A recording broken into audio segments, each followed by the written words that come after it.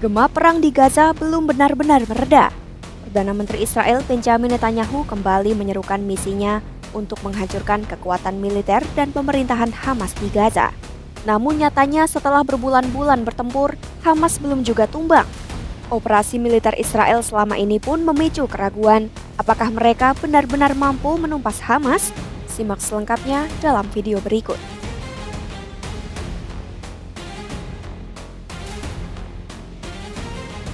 Pada Selasa 8 Juli 2025, Netanyahu menyatakan Israel masih memiliki tugas yang belum selesai di jalur Gaza. Pernyataan ini disampaikan usai pertemuannya dengan Presiden AS Donald Trump di Gedung Putih.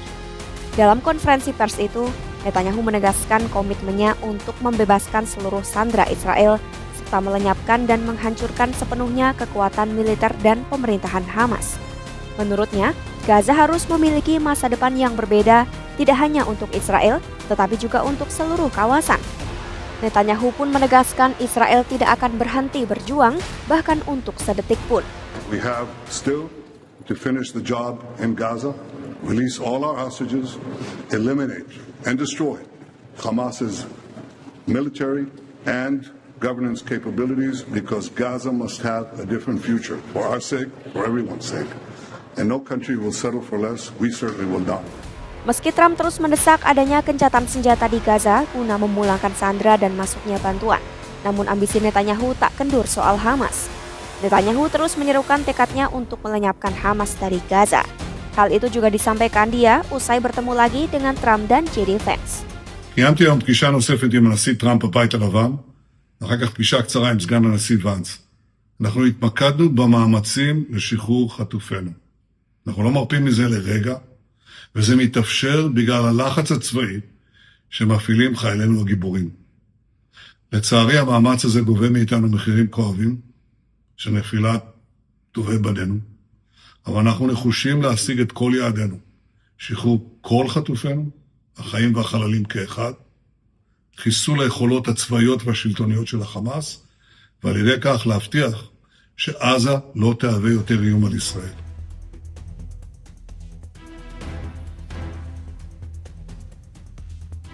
Melansir Newsweek, sejumlah pihak meragukan kemungkinan bahwa Hamas dapat dihancurkan dengan kekuatan militer. Menghancurkan Hamas dengan cara-cara militer bukan langkah yang tepat. Menurut Ketua Studi Perang Perkotaan di Modern War Institute, John Spencer, menguraikan pendapatnya soal upaya-upaya melemahkan Hamas pada Januari 2025 lalu. Ia menilai anggapan bahwa Hamas bisa dihancurkan dengan cara-cara militer adalah keliru, sebab tidak memperhitungkan situasi politik dan militer yang berubah di medan perang. Selama 16 bulan terakhir, tepatnya saat perang Israel dan Hamas tengah berlangsung sengit pada tahun lalu, militer Israel memang menghadapi berbagai kendala, misalnya tekanan dari negara-negara Arab yang menuntut agar warga sipil Gaza tidak direlokasi. Bagi Israel, dengan tak memindahkan warga Palestina dari Gaza, membuat Hamas bisa bersembunyi di balik warga sipil dan sandera. Sementara usulan Trump agar warga Gaza dievakuasi sementara ke negara tetangga seolah menjadi jalan bagi Israel. Sebab itu dipandang bisa menjadi langkah strategis untuk mengubah jalannya perang dan melemahkan Hamas. Tahun lalu, Israel juga menghadapi tekanan politik dari pemerintahan Biden dan komunitas internasional. Bantuan militer sempat ditahan dan Israel diminta untuk menahan diri dalam operasi di tempat-tempat penting seperti Rafah. Ada juga tekanan agar korban sipil diminimalkan, serta jeda kemanusiaan yang seringkali dipaksakan meski datanya tak selalu jelas. Hal ini memperlambat operasi militer dan memberi waktu Hamas untuk kembali mengatur kekuatan. Hamas tak mudah disingkirkan begitu saja. Faktor lainnya juga karena Israel tak hanya fokus di Gaza. Mereka harus mengerahkan pasukan ke utara untuk menghadapi ancaman dari Hizbullah, Iran dan Houthi dari Yaman. Situasi ini membuat IDF kesulitan memberikan fokus penuh untuk menghancurkan Hamas. Menurut Spencer, jika operasi militer dilanjutkan sekarang, kondisinya sudah sangat berbeda. Israel kemungkinan akan mendapat dukungan politik yang lebih kuat dari AS. Ada kemungkinan warga Palestina bisa direlokasi lebih dulu sehingga IDF bisa lebih leluasa menyerang. Pasukan Israel juga bisa diperbanyak, persenjataan lebih lengkap, dan strategi pun lebih matang berkat pengalaman tempur sebelumnya. Di sisi lain, kekuatan Hamas kini sudah jauh melemah. Jika dulu mereka punya ribuan roket, markas kuat dan pasukan terlatih, kini mereka hanya bergerak sebagai kelompok gerilya dengan persenjataan terbatas dan struktur komando yang berbeda dari sebelumnya. Agar Hamas benar-benar dikalahkan, Israel tak bisa lagi hanya mengandalkan serangan singkat. Mereka harus masuk, menguasai wilayah, dan membersihkannya dari sisa-sisa kekuatan Hamas. Hal ini mulai dilakukan di Gaza Utara pada akhir 2024 dan perlu diperluas ke seluruh Gaza. Setelah itu, harus ada upaya untuk mencegah Hamas bangkit lagi, mungkin dengan cara menempatkan pasukan keamanan sementara di Gaza. Namun menurut Spencer, kemenangan militer saja tidak cukup. Pemerintah Israel juga harus punya rencana politik yang jelas untuk masa depan Gaza, yaitu soal siapa yang akan memimpin, apakah Israel akan memerintah langsung, menyerahkan ke pihak internasional, atau membentuk pemerintahan Palestina baru. Semua itu harus dipikirkan agar Hamas tidak muncul kembali dengan nama baru. Singkatnya, Hamas bisa dihancurkan secara militer. Kendala yang dulu menghambat Israel kini sudah berubah, tapi kemenangan total hanya bisa dicapai jika ada strategi jangka panjang terhadap keamanan dan pemerintahan di Gaza. Peluang itu ada, tinggal bagaimana Israel dan sekutunya memanfaatkannya.